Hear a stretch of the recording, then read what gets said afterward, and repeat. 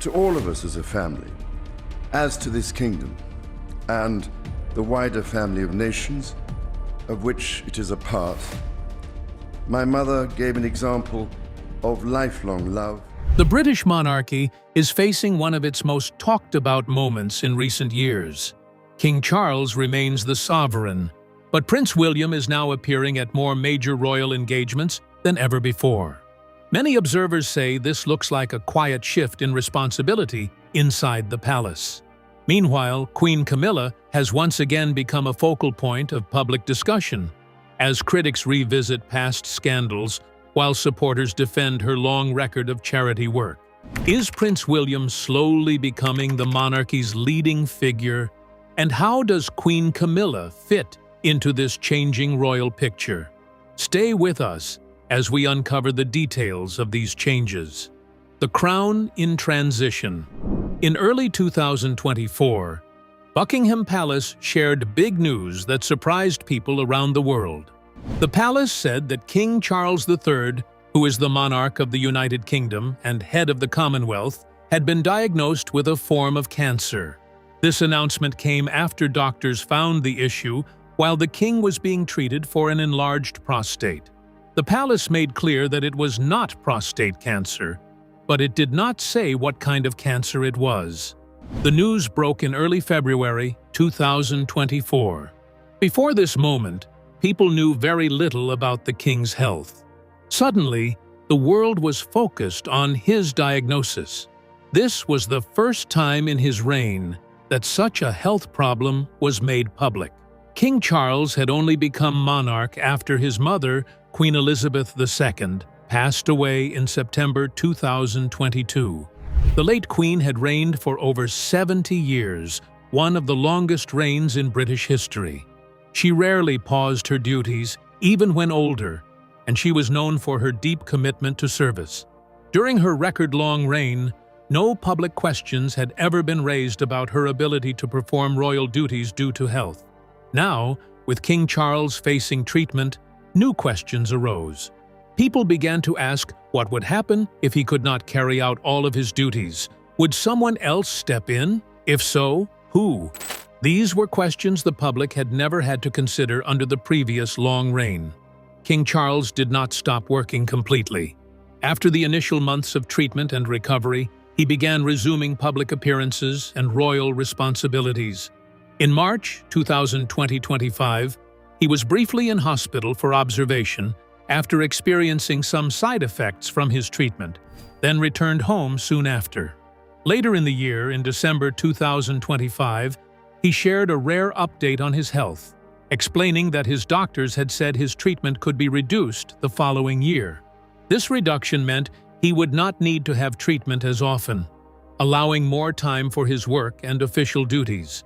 Despite these updates, the palace continued to keep most medical details private.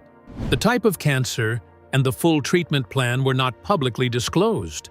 What was known was that King Charles planned to continue working while balancing his health needs. The public reaction to the news was strong. Many people around the United Kingdom and the wider Commonwealth offered support and good wishes. Politicians and leaders mentioned the importance of early diagnosis and treatment, encouraging others to get health checks. Because the king had shared his diagnosis publicly, many hoped his openness would help others facing similar challenges. The health announcement also changed how the monarchy worked day to day.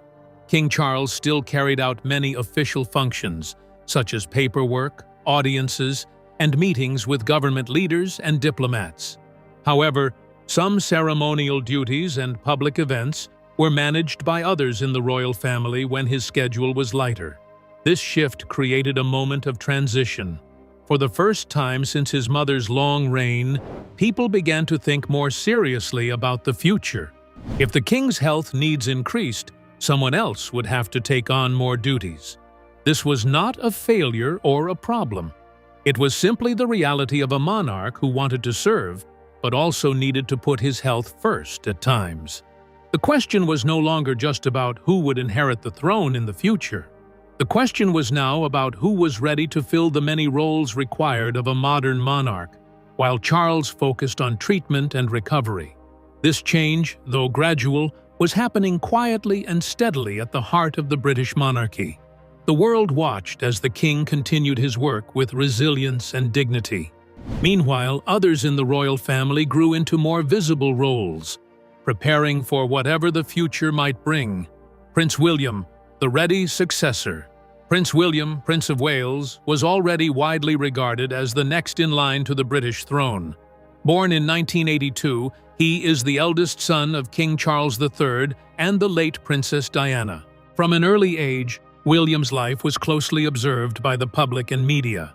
His upbringing combined traditional royal education with exposure to modern social issues, preparing him for the complex duties of monarchy.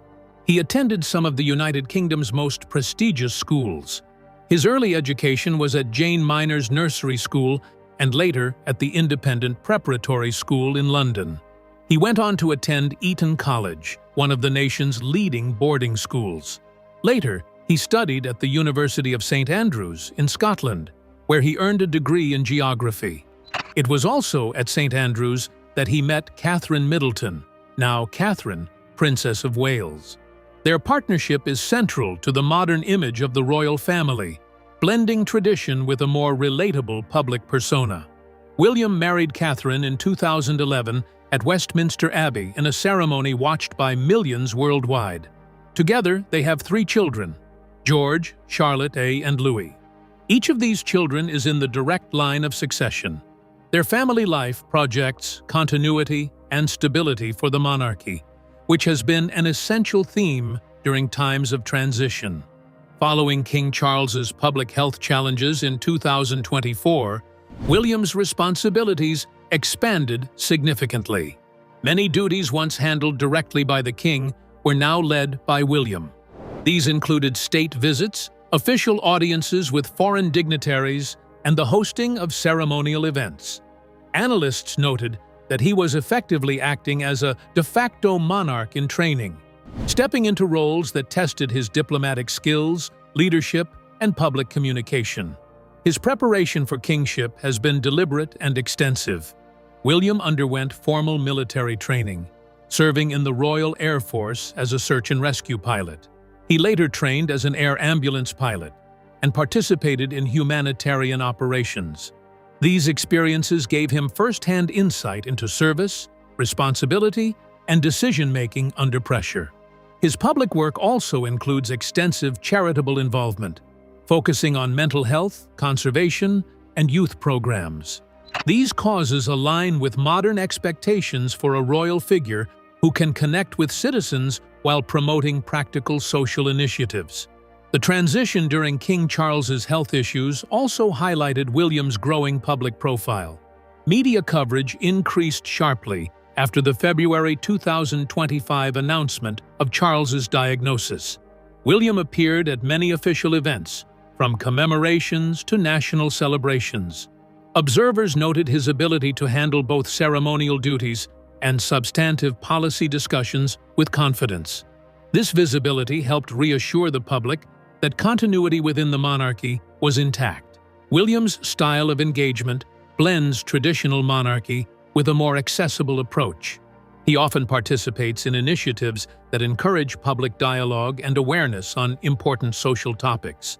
This includes campaigns on mental health awareness, environmental conservation, and support for the armed forces.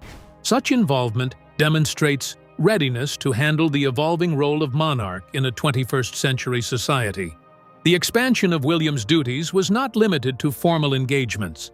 He has taken part in international diplomacy alongside King Charles, meeting with leaders from the European Union, Commonwealth nations, and key allies. His active participation in these high-level discussions provides practical experience in the subtle balance of ceremonial and political expectations required of a future king. The timing of these changes has been significant. While King Charles continues treatment and adjusts his workload, William's exposure to key functions ensures a smooth transition in the future.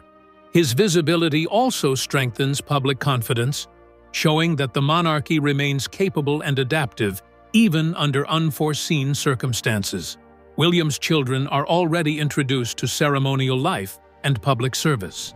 Prince George, Princess Charlotte, and Prince Louis attend school while participating in select royal engagements. Their gradual introduction to public responsibilities ensures the next generation is familiar with both expectation and duty. This preparation reinforces the continuity of the royal family and supports William's role as a stabilizing figure. His role ensures the monarchy remains active, respected, and connected with the public. This period is shaping William into the future king while maintaining the balance between tradition and modern leadership. But who is the person on the opposite side of this story? Camilla. From scandal to queen, Camilla, Queen Consort of the United Kingdom, has experienced one of the most dramatic shifts in public image in recent royal history. Early in her life in the public eye, her name was deeply connected to controversy. This began in the 1990s when a private telephone conversation between then Prince Charles and Camilla was published in the press in 1993. The release of that recording had a large impact on public opinion at that time. The incident became widely known and shaped how many people saw her. At the time of that controversy, Charles was married to Diana, Princess of Wales. Diana was one of the most famous members of the British royal family and had huge public support. When the recording came out, many in the public blamed Camilla for being involved in the breakdown of Charles's first marriage. The media coverage was intense and often very critical. Models of the recording's content and its circulation were widely discussed in newspapers and on television. This period marked the start of a reputation that many saw as negative. Despite this difficult period, Camilla did not retreat from public life. Over the next 2 decades, she focused on charitable work and public duties. She became known for supporting causes such as literacy, healthcare charities, and animal welfare. Her work brought her into contact with many community groups, volunteers, and everyday people. Through these years, she steadily built a different reputation from the one formed in the 1990s. In 2005, Charles and Camilla were married. At that point, Camilla assumed a formal title and began official duties that reflected her role within the monarchy. Over time, her visibility in royal engagements grew.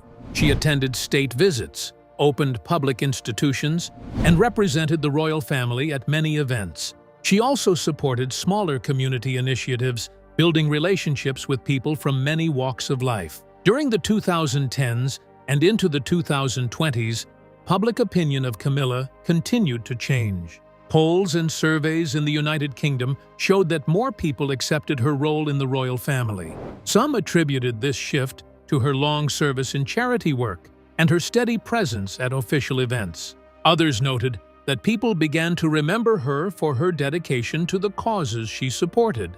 In 2022, when King Charles succeeded Queen Elizabeth II, Camilla became Queen Consort. This was a significant moment in her public life. She was no longer a private figure with a controversial past. She was now officially recognized as part of the monarchy's leadership. Her title reflected her support role to the king and her place in the constitutional structure of the United Kingdom and the Commonwealth. As Queen Consort, Camilla's work is closely linked to the monarchy's modern mission. This includes meeting with community leaders, supporting charitable initiatives, and attending important national and international functions. In her role, she often focuses on giving attention to groups that might otherwise be overlooked. She continues to champion causes that align with her long-standing interests, especially those connected to health, education, and welfare. Over time, the shift in public perception has been notable. Early reactions to her involvement with Charles focused on controversy and division. Later responses have reflected respect for her contributions to public life and her support of the king. Many commentators describe this change as one of the most remarkable evolutions of public sentiment in recent royal history. This shift has also been influenced by changes in how the public views the monarchy as a whole. The royal family today engages in more public outreach than in previous generations. Members of the family often share personal insights, meet with diverse groups, and use their platforms to highlight social issues. Camilla's long tenure in charity work positioned her well within this modern cycle of engagement. Nevertheless, not all criticism has disappeared. Some observers continue to reference her early association with Charles during his marriage to Diana.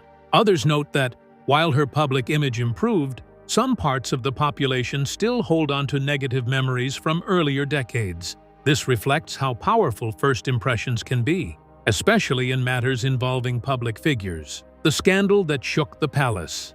In 2025, as King Charles was undergoing treatment for his health, a new wave of media speculation emerged surrounding Queen Camilla. This did not involve official statements from Buckingham Palace about wrongdoing.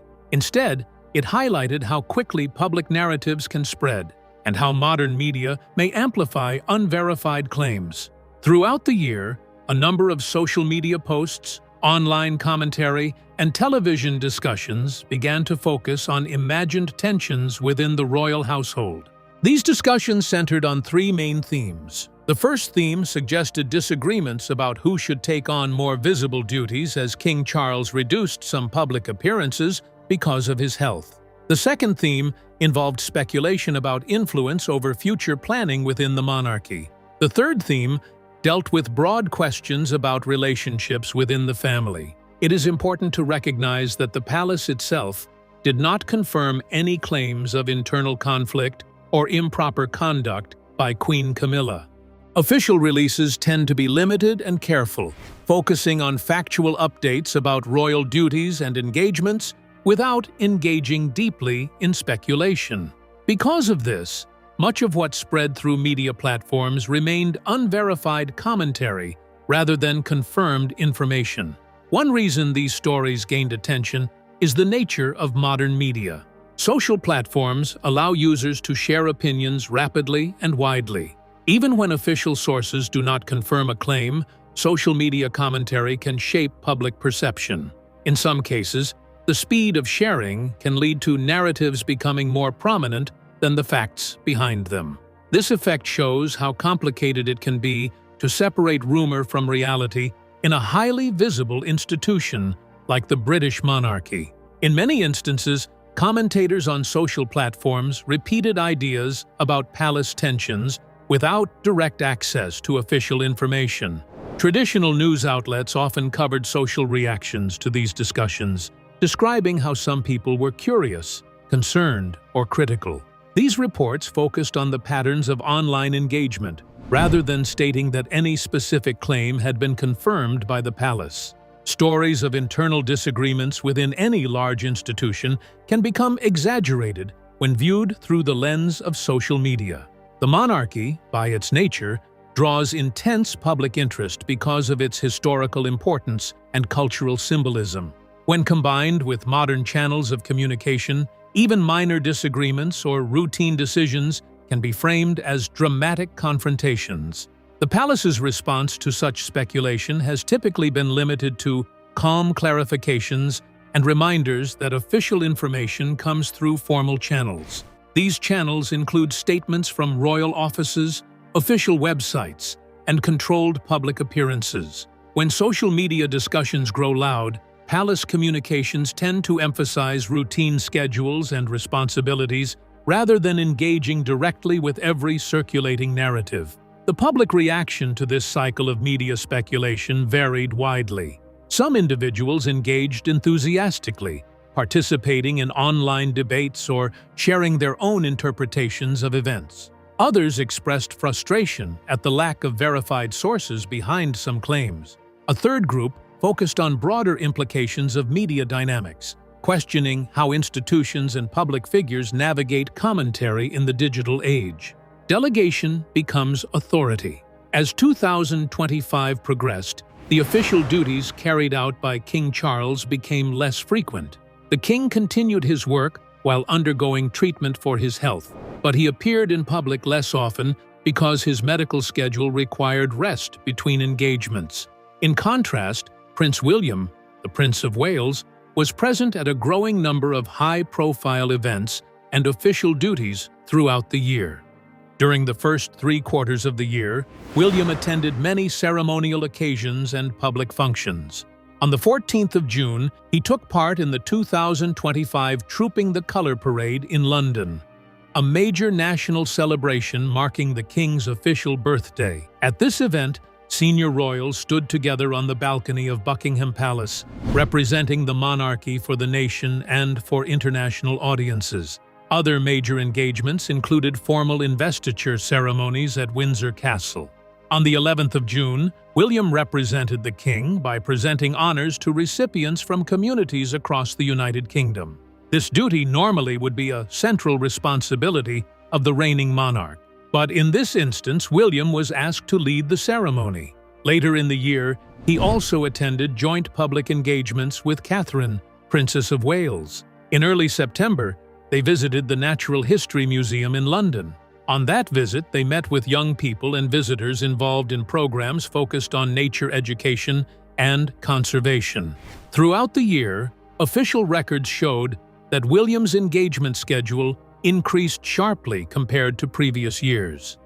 In 2024, he took part in about 139 public engagements. In 2025, that number rose to around 202 engagements. Although King Charles still made significant appearances, William's role in public duties expanded. The increase in William's workload was sometimes described in the media and public commentary as an indicator that he was handling a large portion of day-to-day duties traditionally associated with the sovereign. Britain and the Commonwealth respond. Public reaction in the United Kingdom to Prince William's expanded role in 2025 was mixed but generally supportive in many quarters. Independent polling showed that a majority of British adults still supported retaining the monarchy. This figure included people of different political backgrounds. Within this broad support, younger generations often expressed especially positive views of William's expanded role. Some surveys showed that approval of the Prince of Wales remained strong across age groups, with his personal approval rating around 74% among respondents in some polls. This suggested that many people saw him as a capable figure during a period of transition for the monarchy. At the same time, other polling showed that feelings about the monarchy could vary significantly by region. For example, in Scotland, a separate survey suggested that fewer people wanted to maintain the monarchy compared with other parts of the United Kingdom. In that poll, support for the monarchy in Scotland was reported at just under half of those asked, with younger residents more inclined to prefer alternative systems of government. Surveys of public opinion also showed that debates about the monarchy were evolving. In some polls conducted across the United Kingdom, support for the monarchy had dipped compared with earlier decades. Some surveys reported that about 51% of respondents believed it was important to keep the monarchy, while the proportion of people who supported more radical changes or a republic had grown compared with earlier decades. These findings indicated that public views were dynamic and responsive to broader social conversations. Across the Commonwealth, the group of former British colonies that still recognize the British monarch as head of state in many cases, reactions to these shifts were also widely discussed in news media. In Canada, polling reported that many people saw the monarchy as an important part of national heritage and identity. In one survey, around 66% of Canadians said their relationship with the monarchy was meaningful and helped set their country apart, while similar proportions saw it as an important part of heritage. In other Commonwealth countries, such as Australia, New Zealand, and parts of the Caribbean and Pacific, public views continued to vary. Some regions reported higher support for retaining ties to the monarchy, while others showed stronger interest in alternatives such as becoming republics. Maps compiled from recent polling data showed, for example, support for the monarchy as high as 76% in some areas of England, and more than 60% in places like New Zealand, while regions such as Quebec and parts of the Bahamas had stronger interest in change. Media outlets throughout the Commonwealth covered these public discussions about the role of the monarchy. Newspapers, television broadcasters, and online platforms offered a range of perspectives. In some cases, Commentators focused on the historical and cultural importance of the monarchy and on William's growing profile. In others, debates centered on questions of modern relevance, identity, and constitutional reform. For many people in Britain and across the Commonwealth, discussions about the monarchy in 2025 reflected deeper conversations about national identity and the future of constitutional structures. While support for William as a leading royal figure was notable, the broader picture showed a spectrum of perspectives shaped by history, culture, and changing public expectations. In this environment, the monarchy remained a topic of lively debate, not only about who carries the responsibilities today, but what symbolic and constitutional role the monarchy played in the 21st century. The Queen Consort in the crossfire. In 2025 and early 2026, public debate about the British monarchy was intense. As King Charles's health limited his public schedule, people watched every development closely. Amid this attention, Queen Camilla, the king's wife, became a central figure in both praise and criticism. Some commentators and members of the public spoke in her defense, while others repeated older controversies tied to earlier decades. It is important to understand both sides of the discussion clearly and fairly. Queen Camilla's public image is shaped by a long history of royal service and charity work. She serves as patron or supporter of many organizations. Her focus includes literacy, supporting people affected by domestic mistreatment, and encouraging people to understand issues around violence. She has used her position to support awareness campaigns, host receptions, and meet survivors and experts in these areas. She is also associated with charities that support reading and help vulnerable people connect with books and education. For example, she launched the Queen's Reading Room, a charity that promotes literacy and books as a way of supporting learning and community engagement. Throughout her years as a senior royal, Camilla has worked to raise the public profile of causes that often lack mainstream attention. Her efforts on domestic violence awareness have been noted in major events and discussions that brought together survivors, advocates, and public figures. These engagements aimed to challenge stigma and encourage support for those affected by violence. Supporters of Camilla point to this long record of charity work as proof of her commitment and sincerity. Many people appreciate that she brings attention to difficult topics and quietly uses her status to help others. Some British polling data shows that a fair portion of the population holds a positive opinion of her. According to public opinion surveys, Camilla had favorable ratings from a notable share of British adults when measured in 2025. Such data shows that while she is not among the most popular members of the royal family, many people see her work in a positive light. On the other hand, some discussion in public media and online spaces reflects older controversies.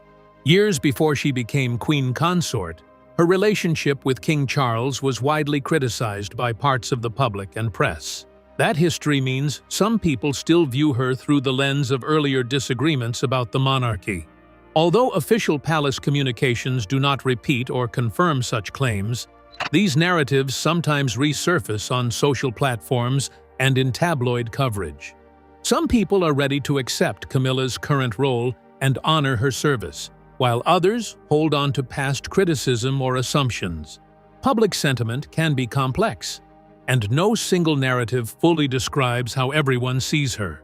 Online forums and comment sections show a wide range of views, from admiration for her charity work to indifference or mild criticism. These discussions often mix personal feelings with commentary about the monarchy itself. Poll results from 2026 show that the overall British public tends to view working members of the royal family differently. Prince William and Catherine, Princess of Wales, remained the most popular figures in public opinion tracking, with a high share of positive views among adults. The king also maintained majority support for doing his job, according to YouGov data. Queen Camilla's numbers, while positive for a substantial share, were lower than those of other senior royals in some surveys. In practical terms, Queen Camilla's role has not been officially redefined due to any public speculation. She continues to carry out duties typical for a Queen Consort, supporting the king and participating in engagements that reflect the monarchy's priorities. This includes attending receptions, advocating for charitable causes, and representing the royal family in various public contexts. The future of the monarchy. During the period of discussion and change throughout 2025 and early 2026, the British monarchy finds itself at a moment of reflection and adjustment. King Charles III remains the sovereign and head of state of the United Kingdom and several Commonwealth realms. However, his health and decision to maintain a reduced schedule of public appearances have influenced how the monarchy operates in daily practice. As a result, conversations about the institution's future have become more common in public debate, expert analysis, and media commentary. Despite the speculation that sometimes circulates online and in public discussions, there has been no official confirmation that King Charles III has abdicated the throne or transferred his authority. Under the constitutional system of the United Kingdom, any change in the monarchy must follow formal legal and constitutional procedures. Leadership of the crown cannot shift through informal decisions alone. Even though Prince William may appear to carry out many royal duties in practice, King Charles continues to serve as the reigning monarch. Prince William, the Prince of Wales, has taken on a more visible role in recent years. As the king's public schedule has become lighter, William has represented the monarchy in a growing number of ceremonial, charitable, and diplomatic engagements. This practical shift helps ensure that the monarchy continues to maintain its presence both within the United Kingdom and across the Commonwealth. Public opinion within Britain reflects both stability and changing attitudes. Surveys often show that the Prince and Princess of Wales are among the most positively viewed members of the royal family, with strong public approval ratings. Many see this support as a sign of confidence in the monarchy's long-term future. At the same time, broader attitudes toward the institution remain mixed, as some citizens support its continuation, while others, particularly younger generations, call for reform or modernization. If you enjoyed this video, like and subscribe, and also click the next video shown on your screen.